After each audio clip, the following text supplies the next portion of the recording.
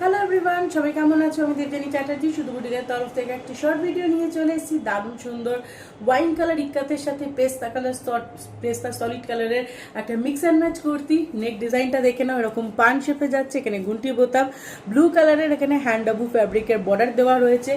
সাইডে দেখে নাও পেস্তা গ্রিন কালার দেওয়া রয়েছে, মিডিলে ওয়াইন কালার ইক্কা 3/4 স্লিভস। এটা হচ্ছে ফ্রন্ট লুক।